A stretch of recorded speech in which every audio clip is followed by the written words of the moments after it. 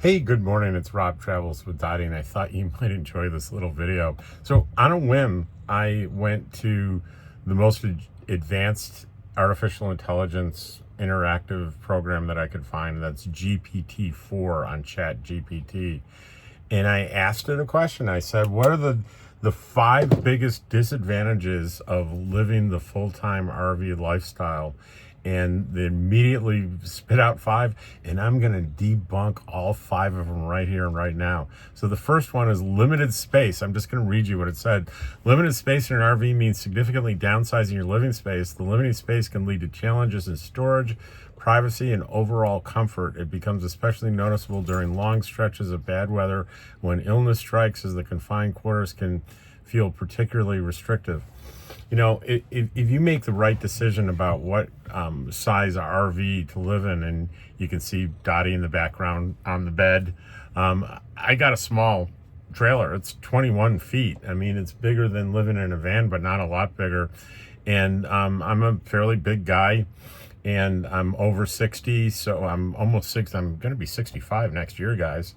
And I have mobility issues. I have arthritis.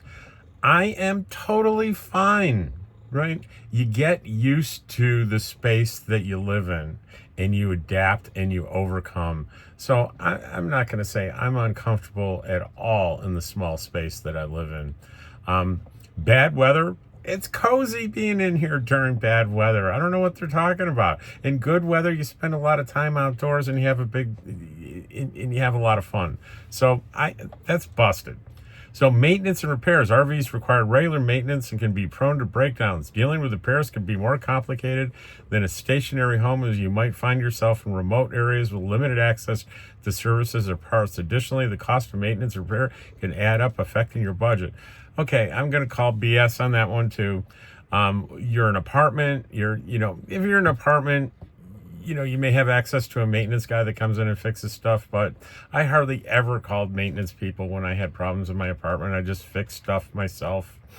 And over the years, I have found RV repairs to be relatively easy compared to sticks and bricks that I've lived into.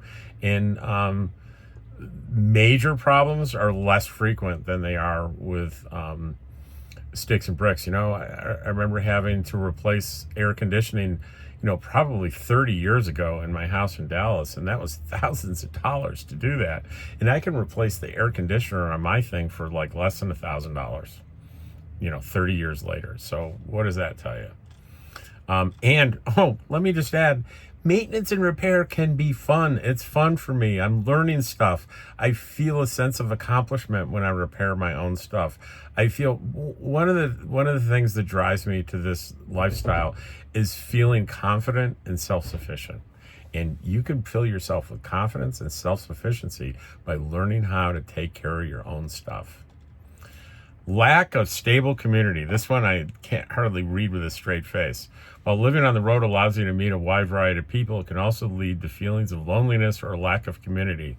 The constant movement makes it hard to form long-term relationships or participate in community activities that require regular presence. I mean, maybe the last sentence, community activities that require regular presence, you can't do that year-round, but hey, I don't move every 2 weeks. I live in Quartzsite from November until March. I'm going to be here in Pahrump, March until June. I'll be 2 or 3 months, probably 2 months in New Mexico, back to Pahrump, and then back to, Quartzsite for the winter. So a couple of things. I'm in places long enough to participate in community activities and become known in that community, in each one of the communities that I live in. Nothing says that you can't be a member of more than one community, guys.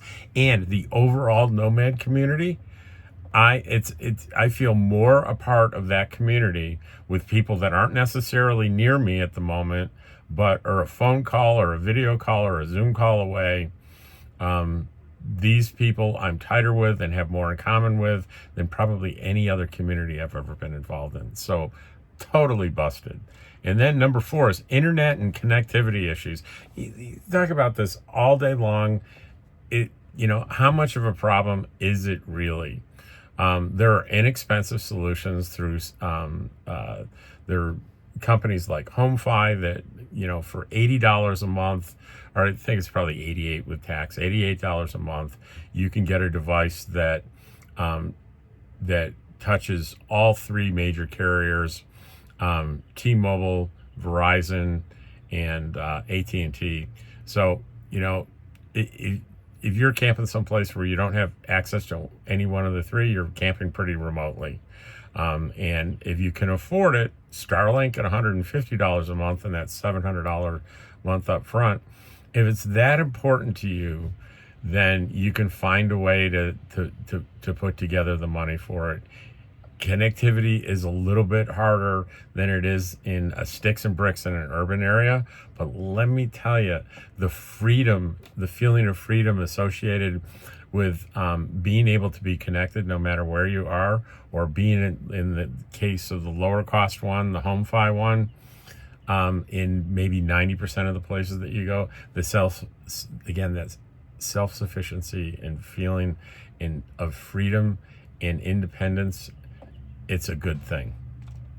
So legal and logistical challenges. There's several logistical challenges to living full-time on the road, including finding legal places to park and stay, dealing with different state regulations regarding RVs, handling mail and residency issues.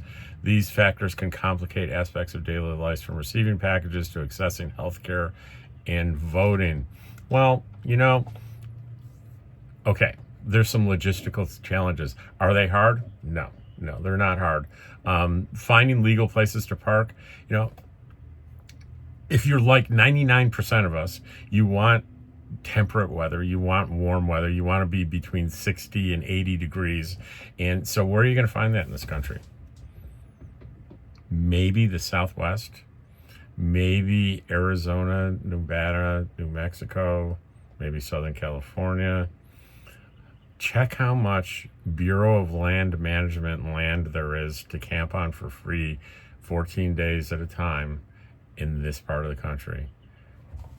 It's everywhere. All right.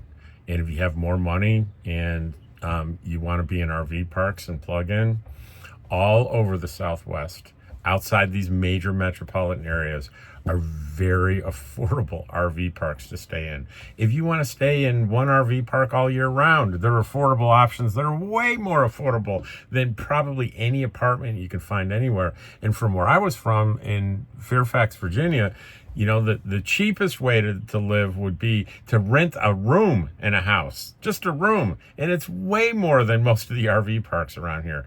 So finding a place to live, find a place to stay, handling mail. There are all kinds of mail services that are available that combine mail services and establishing residency. Yeah, it's different by state, and there are different things that you have to do, but it's sort of one-time setup stuff that once that's in your rearview mirror, you don't need to really worry about it anymore. And the one that is, I think, voting, you can do absentee voting just about in every state. I think my experience has been in Nevada. They automatically send mail out mail-in voting. It's automatic, so that's how I vote. Receiving packages, when you're really out there outside urban areas, it can be a challenge to receive packages, but they can be overcome. I've overcome them. It's not a big deal.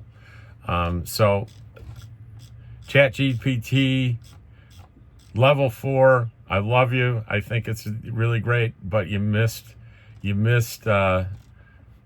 really the facts on these 5 things. So I hope you enjoyed listening to me debunk these negative things about full-time RV living. Y'all take care.